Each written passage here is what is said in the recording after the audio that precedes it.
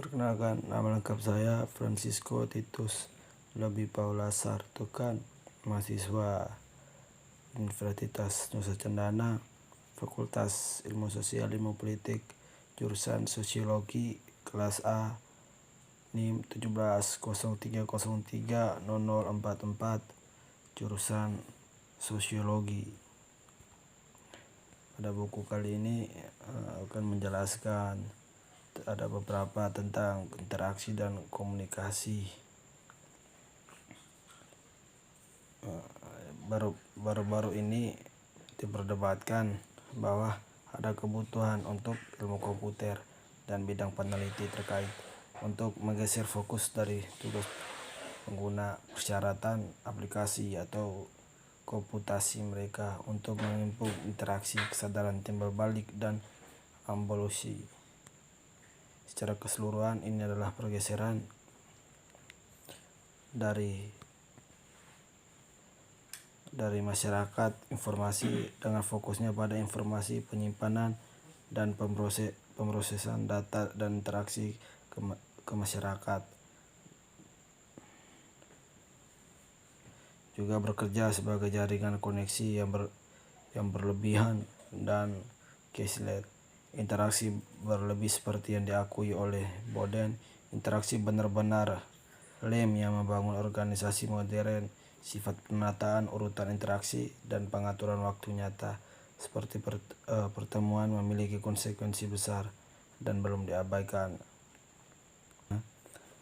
Dengan interaksi dan masalah terkait dalam pikirannya, beberapa penelitian empiris telah dilakukan dengan fokus spesifik pada karakteristik interaksi informal, ringan, dan oportunistik dan implikasinya untuk desain teknologi untuk mendukung interaksi. Untuk masalah juga bersamaan dengan masalah interaksi, ada juga masalah gangguan dan waktu yang tidak tepat untuk interaksi. Studi tempat kerja empiris baru-baru ini memiliki beberapa, misalnya menunjukkan bahwa orang menghabiskan banyak waktu mereka dalam pengaturan, di mana kemampuan mereka untuk menanggapi permintaan interaksi yang masuk sangat terbatas. Tujuan keseluruhan dari buku ini juga adalah untuk memberikan penontonnya atau pembaca dengan tujuan yang kaya akan masyarakat interaksi yang muncul ini diaktifkan oleh informasi baru dan teknologi komunikasi atau TIK. Artinya buku ini juga menunjukkan bahwa kontribusi dari teknologi informasi komunikasi dalam proses interaksi. Ada beberapa juga yang kemudian mendukung dalam hal ini adalah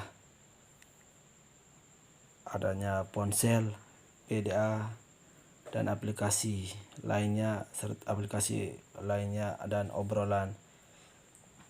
Hal tersebut akan mendukung untuk kemudahan dalam berinteraksi, terlebih interaksi jarak jauh. Lapisan digital sejauh teknologi informasi modern digunakan hampir di mana-mana dalam masyarakat saat ini untuk mendukung semua jenis kegiatan manusia yang memungkinkan teknologi baru.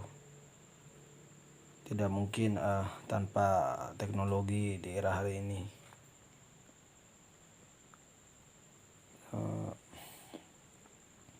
Beberapa peneliti telah mengkarakterisasi hubungan antara kegiatan manusia dan teknologi yang memungkinkan dalam hal dependensi teknologi informasi, di mana tindakan baru manusia tidak dapat diwujudkan tanpa teknologi. Salah satu contoh teknologi sederhana yang telah cepat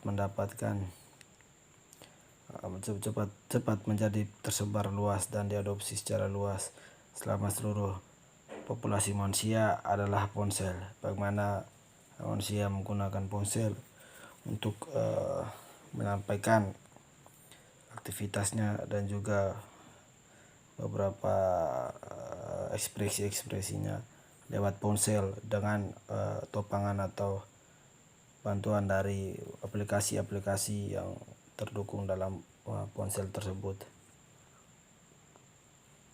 Dengan pengakuan Dengan perangkat kecil ini, seseorang dapat berinteraksi dengan orang lain yang independen dari jarak geografis di antara mereka dan independen dari masing-masing lokasi. Jelas, jenis interaksi baru semacam ini memungkinkan kita untuk berinteraksi dengan cara-cara baru, dan kita akan memiliki beberapa kesulitan hidup tanpa mereka hari ini.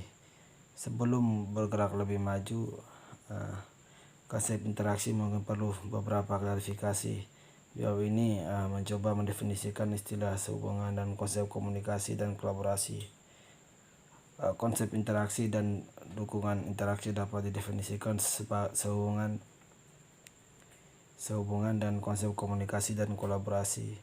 Komunikasi adalah pertukaran informasi antara orang-orang, misalnya konferensi video.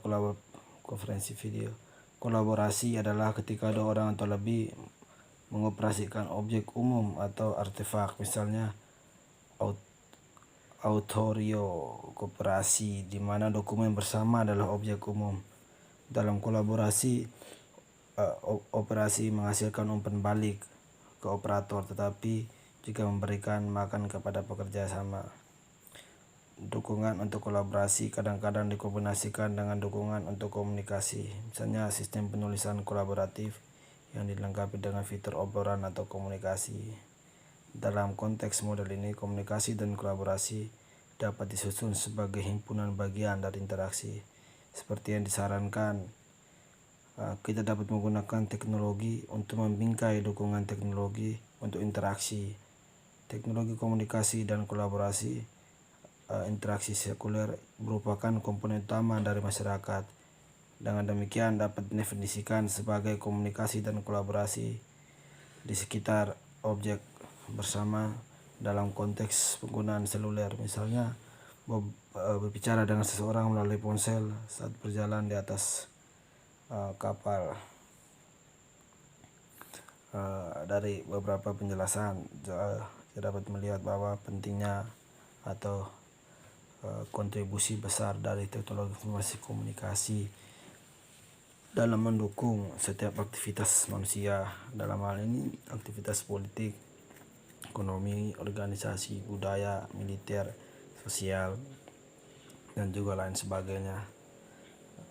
Bahwa kontribusi tersebut memudahkan manusia dalam menjalankan setiap kegiatannya, dan juga merupakan sarana untuk menyampaikan dan juga menunjukkan ekspresi dari setiap manusia.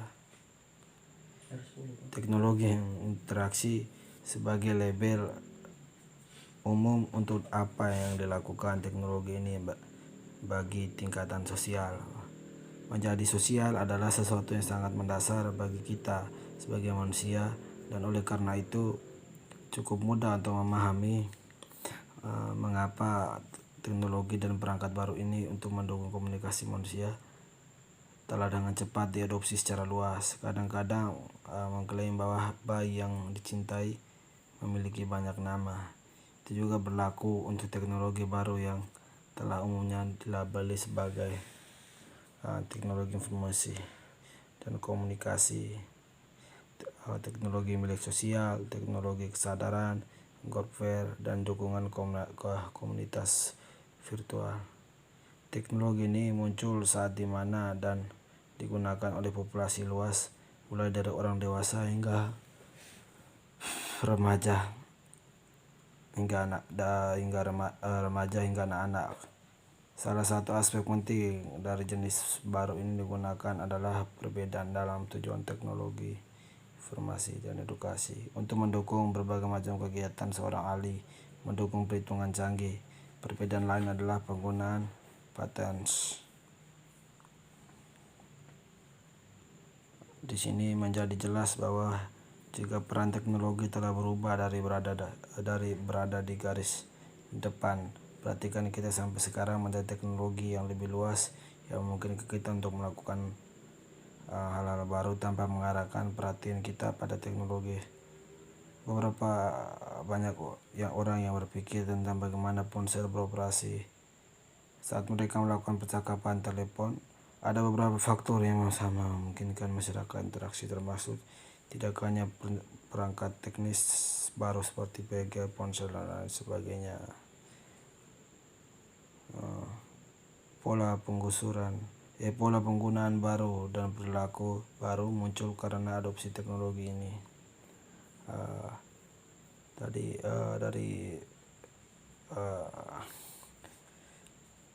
penjelasan di atas kita dapat dilihat bahwa kontribusi dari teknologi informasi dan komunikasi itu sangat berpengaruh terhadap kemajuan dan juga kemunduran dari fase per fase atau zaman berganti zaman. Mungkin hanya itu yang bisa saya jelaskan.